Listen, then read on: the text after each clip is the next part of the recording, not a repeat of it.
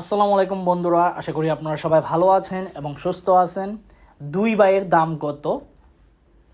বড় ভাইয়ের নাম হচ্ছে R15M, ছোট ভাইয়ের নাম হচ্ছে ইন্দু R15B4 ব্ল্যাক কালার। তো এই দুই ভাইয়ের বাইকের দাম কত সেটাই আমি আজকের ভিডিওতে বলবো। একটা বড় ভাই, একটা হচ্ছে ছোট ভাই, একই বংশধরের, বাট বড় ভাই ছোট ভাই, ইয়ামা ব্র্যান্ডের। এই জন্য আমি এ কথাটা বললাম। অনেকের কাছে একটু হাসি মনে হতে পারে, জাস্ট একটু ফান করলাম। তো যাই হোক, কিছু মনে করবেন না। বর্তমানে R15B4 ইন্দু ব্ল্যাক কালার বাইকটির প্রাইস কত এবং R15M সিলভার কালার বাইকটির প্রাইস কত সেটা আজকের ভিডিওতে বলে দিব। তবে এখনও পর্যন্ত যারা আরমান সারোয়ার ইউটিউব চ্যানেলটি সাবস্ক্রাইব করেন নাই, তারা অবশ্যই আরমান সারোয়ার ইউটিউব চ্যানেলটি সাবস্ক্রাইব করে ফেলবেন, যেন পরবর্তী আপডেট নোটিফিকেশন পেয়ে যান। বন্ধুরা, ইয়ামা R15B4 ইন্দু ব্ল্যাক কালার বাইকটি সম্পর্কে যদি প্রথমে আমি বলতে যাই, এই বাইকটির বর্তমান প্রাইস চলতেছে আপনার 6,05,000 টাকা আস্কিং প্রাইস। কত টাকা আস্কিং প্রাইস চলতেছে? 6,05,000 টাকা।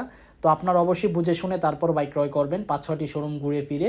তারপর যদি বড় ভাইয়ের দাম বলতে যাই, R15M, এই বাইকটির প্রাইস চলতেছে আপনার 7,10,000 টাকা। কত টাকা আস্কিং প্রাইস চলতেছে? 7,10,000 টাকা আস্কিং প্রাইস।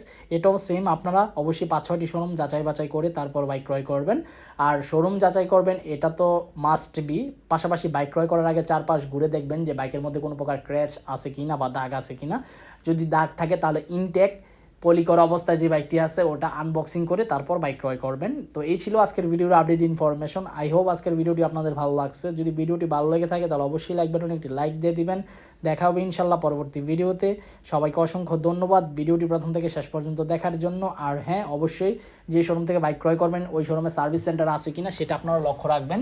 ভালো মানের সার্ভিস সেন্টার যে শোরুমে আছে ওই শোরুম থেকে বাইক ক্রয় করাই উত্তম আমি মনে করি। কিন্তু এই প্রাইসে আসলে এই বাইকগুলো ক্রয় করা আমার কাছে ব্যক্তিগতভাবে আমি মত দিচ্ছি না। আরও কম প্রাইসে আপনার হায়ার সিসির বাইক ক্রয় করতে পারেন। Royal Enfield, GTX Demon, CF Moto, আরও অন্যান্য আরও আদার্স ব্র্যান্ডের বাইক বের হবে ইনশাল্লাহ, ওই বাইকগুলো ক্রয় করতে পারেন। তারপরও যাদের বাজেট নিয়ে কোনো প্রবলেম নাই তাহলে ক্রয় করতে পারেন। এবং আল্লাহ হাফেজ।